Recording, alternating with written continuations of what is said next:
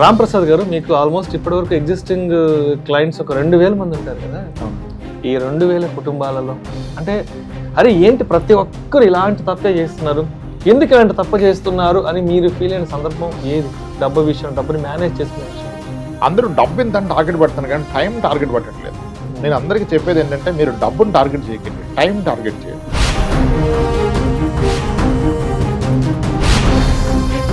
నాలుగేళ్ల ముందు అసలు రామ్ ప్రసాద్ గారు ఎక్కడున్నారు, ఇప్పుడు ఎక్కడున్నారు ఆలోచనల పరంగా?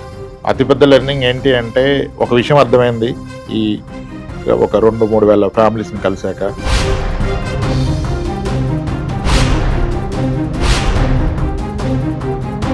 మీరు రాసిన పుస్తకం పైసల ముచ్చట్లు మంత్రదండం అనే పుస్తకాన్ని ఇవాళ మొట్టమొదటి కాపీని రిలీజ్ చేశారు. మా చైర్మన్ సుమన్ గారి చేత కూడా మీరు ఈ పుస్తకంలో ముందు మాటను కూడా రాశారు, ఇన్వెస్టర్లకు డిక్షనరీ. అండ్ ఇంకొక సంతోషమైన విషయం ఏంటంటే నా మాటను కూడా ఈ పుస్తకంలో తీసుకొచ్చారు సార్.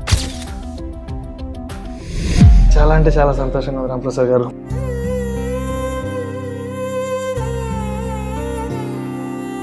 చెప్పండి ఏంటి అసలు ఈ పైసల ముచ్చట్లు మంత్రదండంలో ఏం పొందుపరిచారు?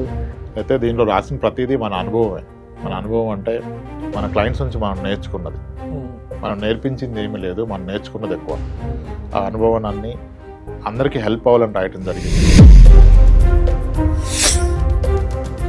ఎందుకు మీరు అంత ఇంపార్టెన్స్ ఇచ్చారు? ఇన్వెస్ట్మెంట్ కంటే ముందు మీరు హెల్త్ ఇన్సూరెన్స్ కింద ఇంపార్టెన్స్ ఇచ్చారు. అసలు ఏంటి దానికి గల కారణం ఏంటి?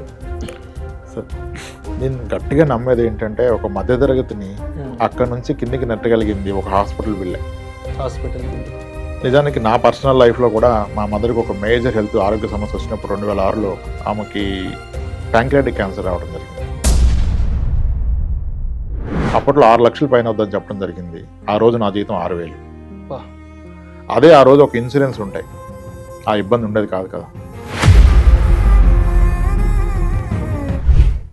మీరు మీ అమ్మగారి గురించి చెప్తుంటే నాకు కూడా మా మదర్ కేస్ స్టడీ గుర్తుకొస్తుంది. 2013లో అమ్మ కూడా బ్లడ్ క్యాన్సర్తో చనిపోయింది. అయ్యో, అప్పుడే నా ఎడ్యుకేషన్ అయిపోయింది, ఉద్యోగం లేదు, చేతిలో డబ్బులు లేవు. ఇంత ఇన్సూరెన్స్ కానీ నేను ఆ రోజు అమ్మకి తీసుకోండి అంటే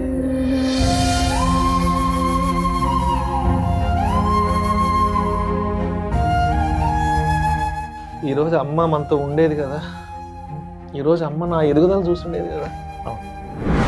అందరికీ అభ్యర్థన ఏంటంటే ఖచ్చితంగా హెల్త్ ఇన్సూరెన్స్ తీసుకోండి, ఎక్కువ మంది తీసుకోండి, కానీ హెల్త్ ఇన్సూరెన్స్ తీసుకోకుండా మీ ఇన్వెస్ట్మెంట్ జర్నీ స్టార్ట్ చేయొద్దు.